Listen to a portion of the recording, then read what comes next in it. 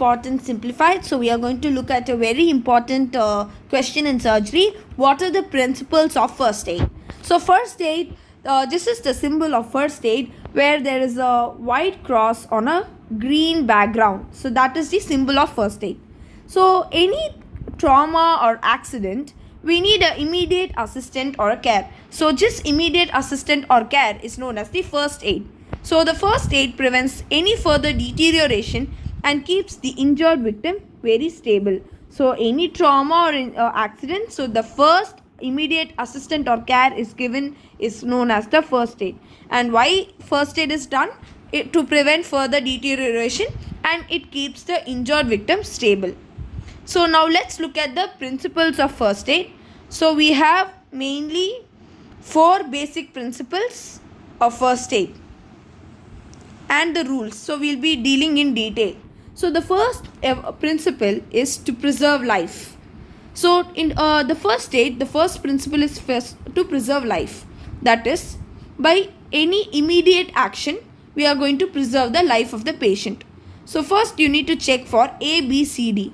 A stands for airway, B stands for breathing, C stands for circulation or chest compression, D stands for disability or any deadly bleeding or defibrillator. That is, we use an AED, automated external defibrillator. So in order to preserve life, the immediate action is going to be A, B, C, D. So generally the better order in first aid used is CAB, that is first circulation, then airway, then breathing. But in case of a basic life circuit, we will be using ABC order. So now moving on to the next second important principle. So the first principle was to preserve life. Now the second principle is to prevent any deterioration or worsening. So the first aid, by giving first aid, we can prevent the further deterioration or worsening. So how are we going to prevent this? By clearing the area to avoid any further damage. So after clearing the area to avoid further damage, we need to look upon the type of the wound so that we can provide proper pain relief. So in order to provide proper pain relief, we need to clear the area of the wound properly, and then we need to based on the type of the wound, we need to give a proper pain relief. So we should provide a proper pain relief. This is the second principle. So the third principle of first aid is to promote recovery, a proper recovery. So how are we going to achieve this? So first is to control any external bleeding by pressure. So if at all there is a external bleeding, by pressure we need to control it. And for example, in a burn patient, we can pour normal water in the burns, and we should prevent further exposure of these burns. And then we need to call ambulance for further help. We need to reassure the patient. So how are we going to reassure the patient? By building a proper trust. We should keep ourselves calm as doctors, but vigilant and active in action. So patients are generally going to be placed in side position in order to facilitate breathing. And the patients should be monitored thoroughly for breathing and pulse. So this is the third principle, that is to promote recovery. Now the fourth important principle is to apply a relevant management strategy. This is a very, very important principle. So how are we going to manage this patient? So by that is the fourth principle is applying a relevant management strategy. So first, as usual, we need to check for the consciousness, open airway, breathing and circulation. And in case of a critical patient, we need to start CPR, that is cardiopulmonary resuscitation. Now in case of choking patient, how are we going to manage a choking patient? So as we know this maneuver, this famous maneuver, that is known as Heimlich maneuver. So what is this Heimlich maneuver? So what is choking? Choking is sudden obstruction of the throat due to any foreign object, and the patient will be raising the hands and will be calling out for help suddenly. So which may lead to gagging and stuffs. Okay. So for this we are going to use the Heimlich maneuver. So what is Heimlich maneuver? That is, we will be standing behind the patient and hold the patient's upper abdomen below the rib cage by your arms with tightly held fists. So stand behind the patient and you need to hold the upper abdomen of the patient just below the rib cage by your arms, and tightly held fists should be there.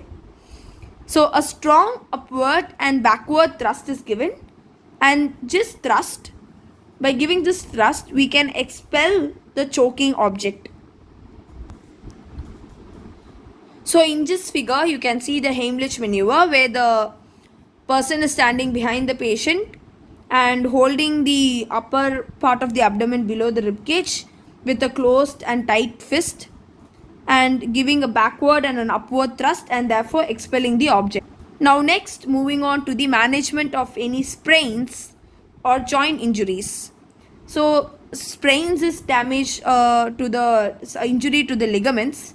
So how are you going to manage these sprains and joint injuries is by a mnemonic, RICE and POLICE. So RICE stands for, so in the area of sprain or any joint injury, first you need to give rest, R for rest, I for ice, C for compression, and E for elevation. RICE stands for rest, ice, compression, and elevation. Next mnemonic is POLICE.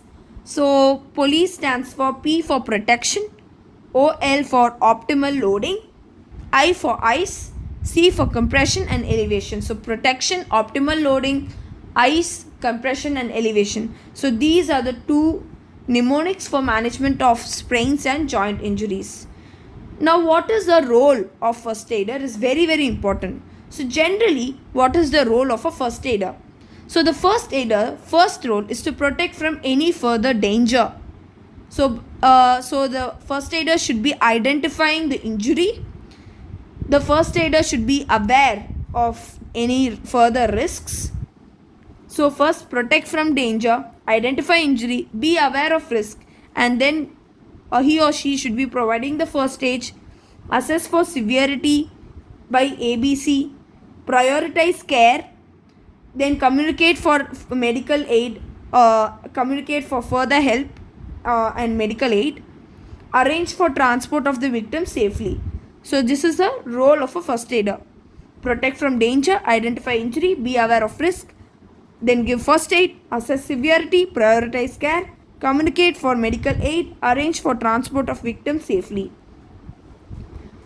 And very important point to be noted by a first aider is the first aider should do no harm. So the first aider should do no harm, that is, no unwanted actions should be done by the first aider that will worsen the patient's condition. For example, removing a knife or altering any spinal injury patient. All those things, any unwanted actions that will worsen the patient's condition should not be done by the first aider. So do no harm. Now very important is rules of first aid. So what are the 3 rules of first aid? It is generally known as 3 C's. So the 3 rules of first aid or 3 C's are C for check, C for call, and C for care. Check, call, and care. So we have completed the entire question of principles of first aid. So to stay tuned and to learn about further questions and other subjects, please do click on the bell icon, subscribe and like this video.